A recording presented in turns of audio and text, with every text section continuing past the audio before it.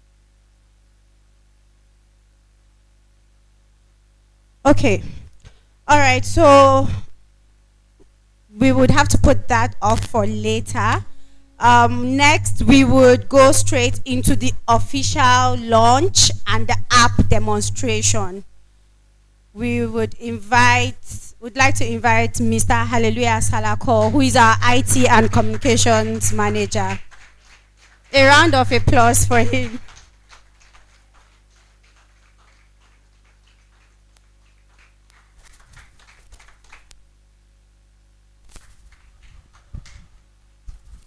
Okay, please clap for me now.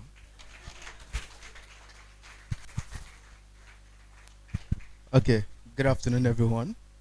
My name is Hallelujah, and and if you are wondering, yeah, that's my real name, not a nickname. And if you think it's weird, you should hear my sister's name. So, but anyways, so I'm here to talk to you about the mobile application and then walk you through what the app looks like. All right. So, excuse me. So the mobile application, in essence, is a means to an end. So the end to which is the vision, the goal of the initiative in itself, as described by the program manager initially. So this mobile app is essentially a tool or one of several tools that will be used to reach the goal. So the mobile application is essentially a go-between teachers, volunteers, and the students that we want to reach, right? So it's pretty much in between the first group and the second group. So the first group, again, being the school, comma, the teacher, comma, the volunteers, and then the students. So what the app does basically, or in literal terms, is that as schools, you can come on the app to register as a school, and then you can see teachers that you can have conversation with and then sort of employ to come and teach in your school. Again, the word employ in quotes. So you can have teachers come and teach in your school. So that is for schools. And then for teachers, you can register as a teacher.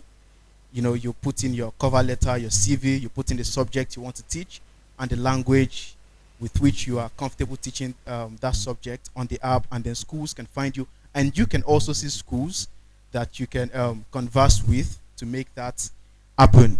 And then we also have the third set, which is the volunteer. So the volunteer is slightly different from teachers. So teachers teach maths, English, business studies, agri, yada yada yada, and all of that. But for volunteers, you are able to teach skills. So for example, I am into CS, computer science education.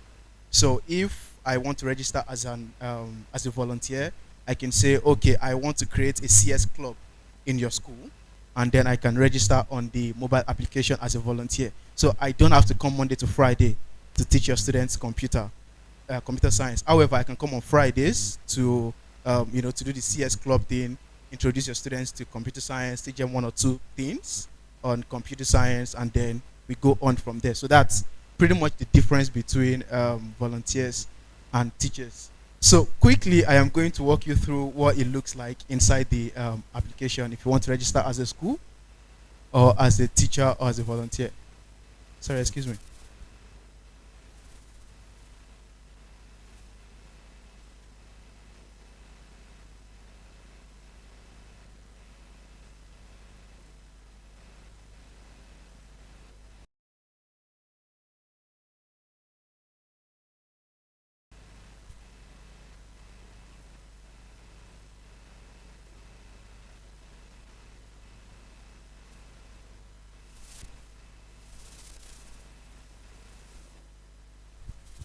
All right.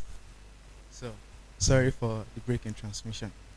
So, before I walk you through, I want to do two things. First, I want to introduce, should I say, an organization to you, and second is to officially, sorry, and the second is to officially launch the app. So the first thing I want to do is to introduce you to, or to recognize the presence of Fixit.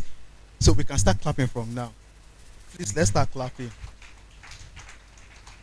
So Fix It played a huge role in making this application a possibility. They played the role of developer, they played the role of consultant, and they came all the way from Benue to attend this organization. So thank you so much. And then the second thing is to officially introduce you, or to officially launch the mobile application. So here and now, I officially unveil the Teacher Bank mobile application. Sorry, let's have it on the screen. Yeah, there you go. Let's clap, please. Let's clap. All right, so all of the things that I said before now then applies. All right, so the first thing I'm going to do is walk you through how you can register as a school. So when you get into the app, this is the screen that you see, and then it says welcome to Restore Foundation, and then you can go next, looking for qualified teachers, looking for a teaching role, want to volunteer your services, and then students are not left out either. So you get started. So you can either sign up with your details, or you can sign up with your email. So, but for now, I'm just going to sign up, and here you put in all your details. Sorry, I'm not seeing myself on the screen.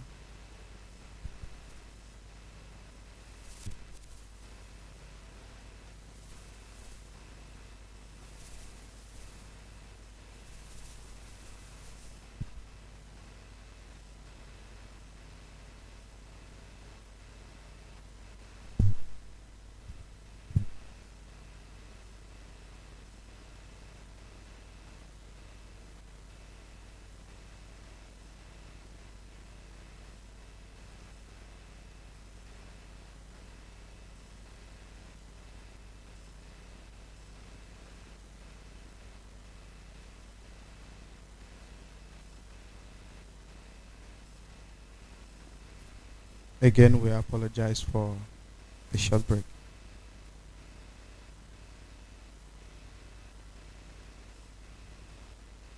I wish I could tell you a joke while we wait, but I'm not very funny. So let's just wait patiently, please.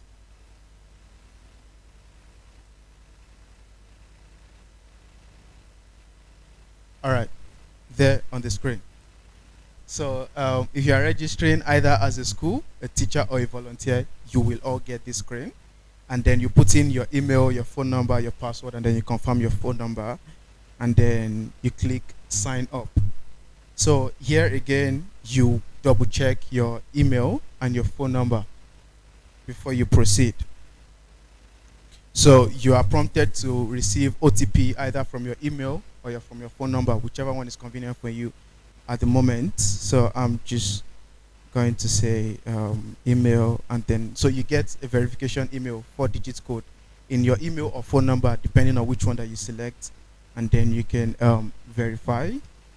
And then, however, due to network issues, because we understand that this is not going to be used all the time in areas where you have access to fast network, so we also made provision for if you don't have access to fast network, you can just skip this part and then just proceed with your network. If you can see my cursor right here, there's an option that says proceed with registration. That's if you don't get your OTP. So you can verify, tells you your account is verified, and here is where the fun starts. So this is where you choose what you're registering as, either as a school, a teacher, or a student. So students, I did not leave you out. So I must say at this point, the goal is to have students to be able to come our mobile application to take past questions, to get ready, to prepare them for JAMB or WAEC or NECO, all of those external examinations. However, due to one or two things, this is currently in a coming soon mode, and it will be rolled out in the coming weeks, say in about 6 months thereabout. So, but for now, schools, teachers, and volunteers can register. So I'm starting with school. So you choose your user journey as a school, and then you continue. So as a school, you put in your school name up here. You put the state where your school is. You put in your local government area. You put in address and the subject that you need teachers for. Now, this part is very, very essential because the state and the local governments that you put in will determine the teachers, the location of the teachers that you will be paired with. Right? So I'm I'm just going to continue that. So here you put the contact person's information. So the contact person is whoever is registering for you. So as a school, it could be your principal, it could be a vice principal, it could be the IT, head of IT, pretty much. And then you continue, you upload the school logo and the bio, and then you submit, registration complete. And then on the screen, you have a list of teachers, and then you can filter the teacher either based on the subjects that you need, the languages they speak, or location. So if you are in Niger State, you want teachers just in Niger State, you can use the filter here to filter that. So when you see a teacher that you want to engage, you can click on the teacher, and then let me just skip intro right here, and then you can sorry, a minute please. So you can message teachers, you can see their profile, you can see their CV, you can see their introduction letter before you even engage them. Now, I am going to say something at this point. So there's a part that says my list. So when you want to engage a teacher, you add them to your list. So that is important. So this is for schools. So this is important because when you add them to your list, it lets us know on our end what school this teacher is teaching. So this is important because we pay like a surprise visit to schools to see how our teachers are doing in what schools and to know how well they are doing to do evaluation. So if as a school you don't add a teacher to your list, we don't know if the teacher teaches in your school, and then it's difficult to follow up. So this is important, and then it's also for the algorithm, so that other schools can know that this teacher is engaged, so it does not list them to other schools. So you need to add teachers as list. So because of time, I am going to jump straight to teachers, registering as a teacher. So I'm just going to skip this. So again, the same thing, you put in your email and then you sign up. You confirm your information, put in the OTP. Sorry, 1 second. Okay, so you put in the OTP in here and then you can continue. So I am going to be doing the user journey for teachers if you are registering as a teacher. So you continue, you put in your information just like the school did, and then you upload this, you put in the subjects you are comfortable teaching and the language with which you are comfortable teaching those subjects. You upload your CV and your cover letter, and then you continue. You put in your profile picture, and then registration is complete. So here you see schools. Again, just like schools can engage teachers, teachers can engage schools. So you can send message, you can put a call out to teachers to engage them, to send chat. Sorry, give me a sec.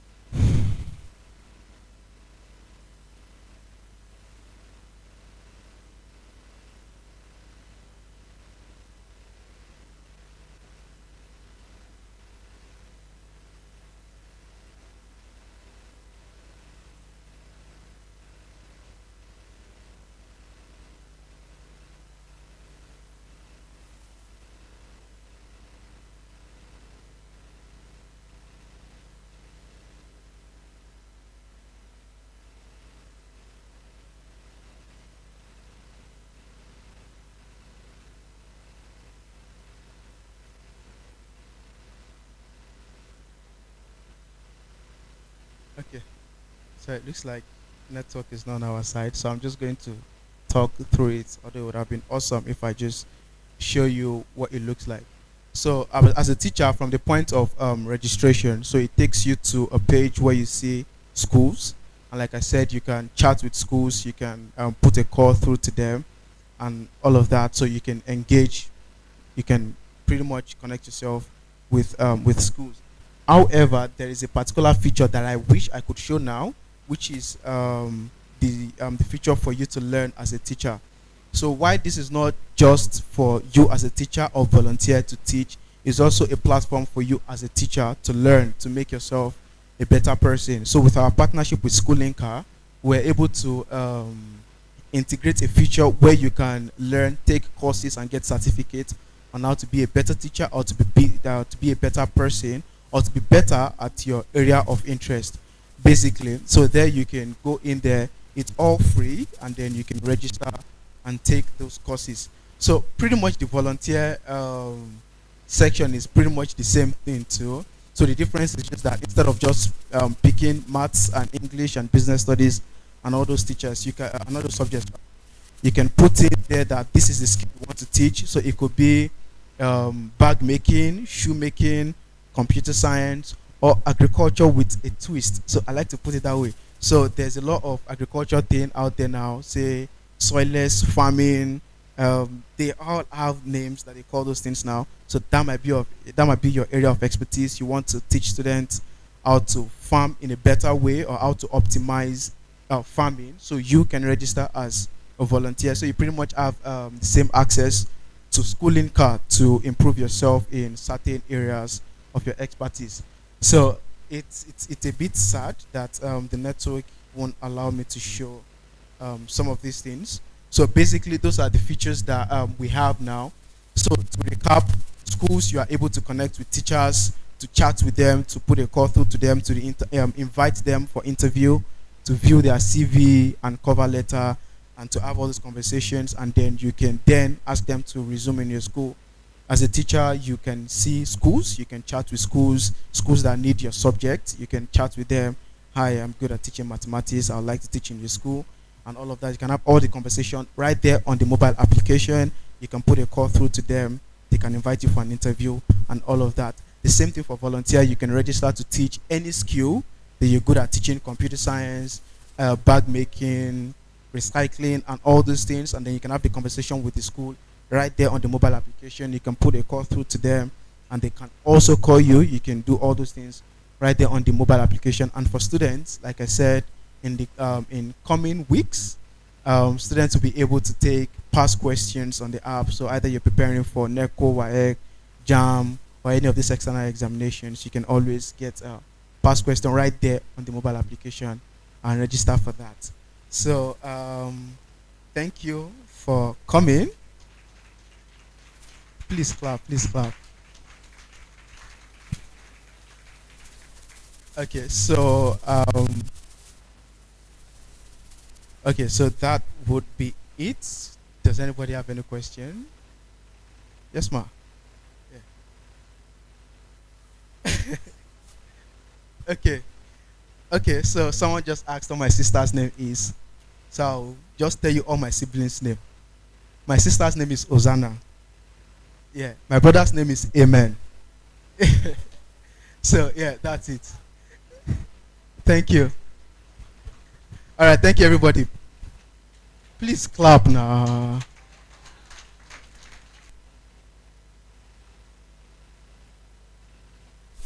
Thank you so much for taking us through the Teacher Bank mobile app. And thank you all so much for still being here with us. We are preparing special packages for you all, especially to our students, just in case you're wondering.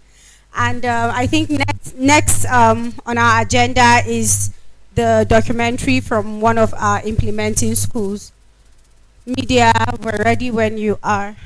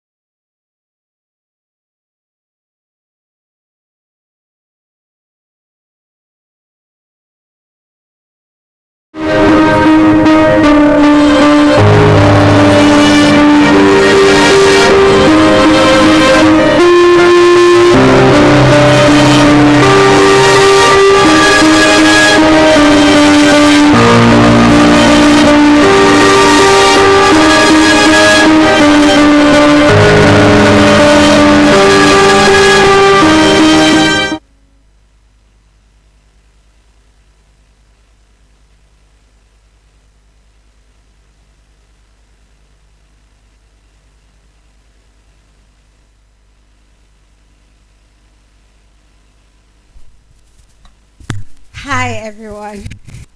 Unfortunately and sadly, this is most times the conditions that our children are left to learn in, which is, as we all know, not ideal and does a lot, hinders them a lot actually becoming, learning properly to actually become what they want to be in life. As Wisdom has said, he does want to become a petrochemical engineer, and there's no way that happens in a situation like that. And that is why, as an organization, we always are open to collaborations, to partnerships, and just connecting with like-minded individuals that allows us the opportunity to, while we're addressing this issue of teacher shortages, we're also looking at the other factors that come together to affect generally the quality of education that children get.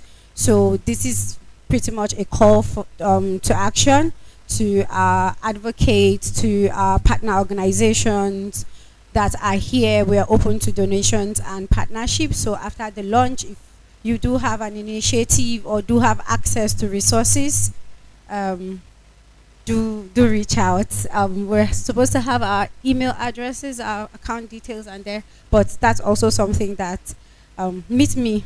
I have all the information. So thank you all so much. We've exhausted all that we have on our agenda, and I, at this junction, will call to my colleague to give our closing remarks. But I do want to say that after the closing remarks, if we could be kind enough to wait for a bit, panelists, special guests, we do have some packages so that we're able to have access to you all and give you all that. Please welcome Mr. Kingsley Ame for our closing and vote of thanks. Thank you very much. A round of applause.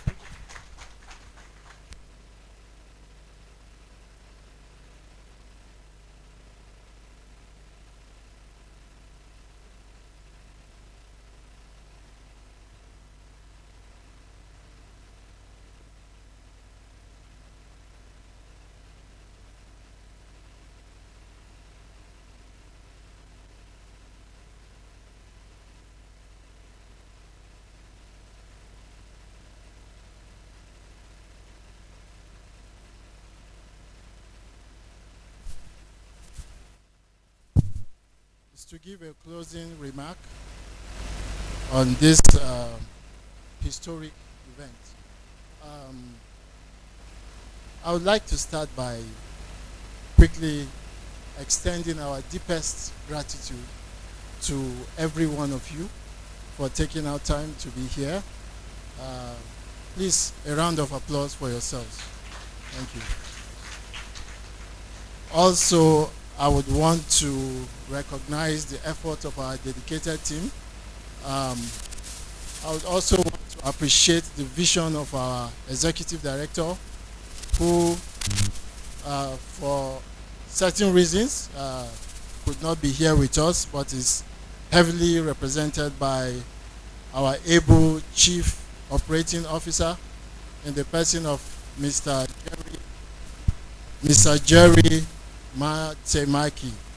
I also want to appreciate our tireless programs team headed by Edith Augustine. Please, a round of applause for them. And our very restless, and I don't know the word to qualify them, our IT and comms team. Please, a round of applause for them. You could tell when Hallelujah came on board, he was begging for you people to clap. He doesn't need to beg for that. He really needs it. He deserves it. This guy and the entire team put a lot of effort for us to have what we have today. So a round of applause for them once again.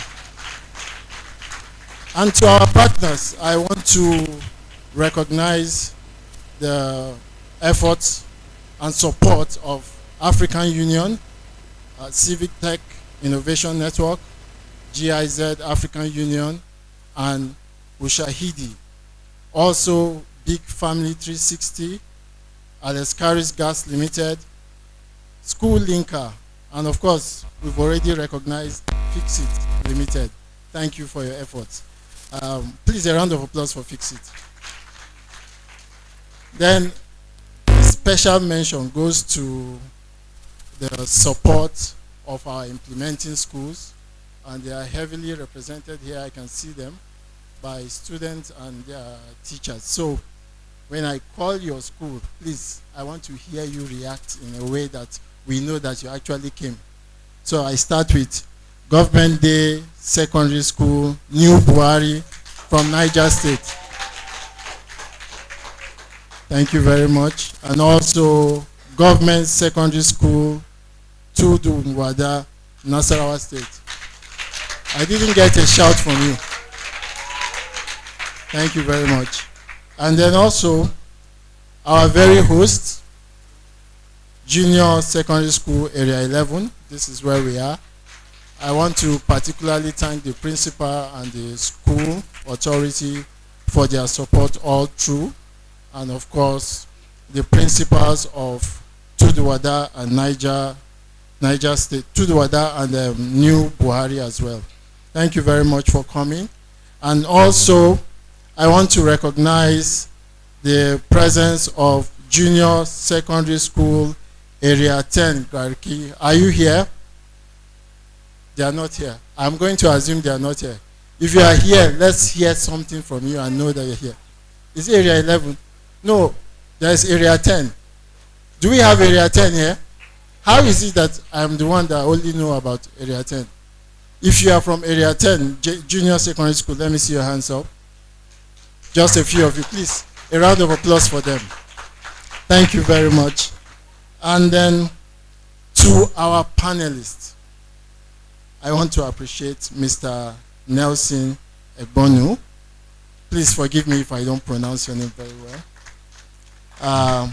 Omoni Lawson, please, thank you for coming. Pelemo Nyajo, thank you. I was actually outside, but I had to come in when you started your presentation. Thank you for making me realize I'm not the only one who had issues with education growing up in terms of not having the right interest. And for some reason, you know, at that stage, wasn't really having the interest I should have, but I thought it was a meeting, but eventually I got to realize that a lot of us had this at some point in our life. Thank you so much for your presentation. Please, a round of applause for her. And then to our own Ritmoa Gokir. Where is Ritmoa? Is she here? She has gone downstairs. Thank you so much. And then, of course, to our distinguished keynote speakers, Ms. Shakira, thank you so much. And then Dr. Mary. Whenever I hear doctor, I always like to add honorable to it because I don't know, there's just something about doctor, I just want to add something extra. So to Honorable Dr. Mary, even though I heard she has stepped out, they are always busy. These doctors, as well. Please, a round of applause for her. And of course, our friends from the French Embassy and Italian Embassy, I was informed they came, but I don't know if they are all here, but we appreciate your presence. Thank you very much for coming. And then each and every one of you, just as I've said, for your sacrifice, for the time you took. Most of you would have been somewhere else, especially our students. You should probably be at home resting, doing your assignments, but you chose to be here. Thank you for coming. A round of applause for yourselves. So today is not just about unveiling or launching the Teacher Back app. It's also about taking a bold step towards fulfilling our mission of acting as a bridge between schools, mostly in the rural communities that are understaffed or underserved, and the passionate and qualified teachers who, beyond making a living for themselves, align with our goals of providing quality education to the students within the community. We believe this initiative will impact schools within communities because quality education is more than just access to schools. It is the foundation for breaking the circle of poverty, creating opportunities, and of course, empowering communities. In rural areas where resources are scarce, education becomes a powerful tool for change. It equips children with the knowledge and skills they need to build a better future, foster innovation, and strengthen economies. When we invest in quality education, we are investing in a brighter future. Every child, regardless of their background, regardless of the challenges that they face, have the chance to dream and to achieve and contribute to their society. So with the Teacher Bank app, we are not just going to use it as a platform to meet the staffing needs of schools within rural communities. We are going to transform entire communities. And we are excited about this journey ahead. The journey has only just begun. We invite you to join us on this journey by downloading the Teacher Bank app. I think it should be up soon. Tell your friends, colleagues, family members about this innovation in education space. Visit our website, social media handles, share your thoughts, and be part of this exciting project. We are also open to more partnership and collaborations to drive this project even further. So as we close, I leave you with this quote from Nelson Mandela. Education is the most powerful weapon we can use to change the world, and technology is its amplifier. Thank you, and wish you safety as you go back to your various destinations. Thank you.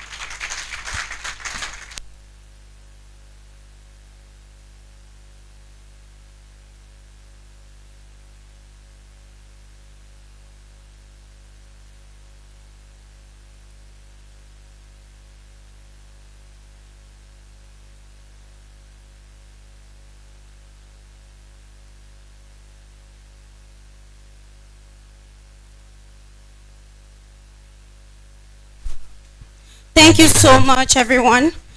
Would like, please don't go, fix it. Would like to invite a couple of persons on stage for group photographs. So we'll start with our panelists together with the keynote speaker and, okay, no, we did have a photo of that, okay. We would have our panelists and then the representatives from Fix-It. Panelists and representatives from Fix-It and a representative from the Restored Heart Foundation, please. Yes, up here for the group photograph. Hallelujah, please, I need someone to take this off the stage. Thank you. Sorry.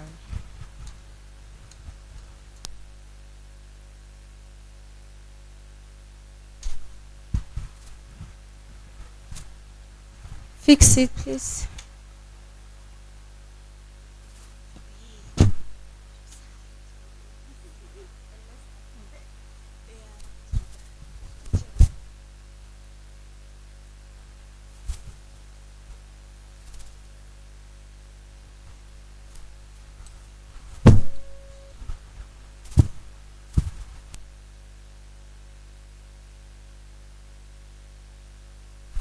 Can I have one student from each school, please come up? Yes, please. One student from each school.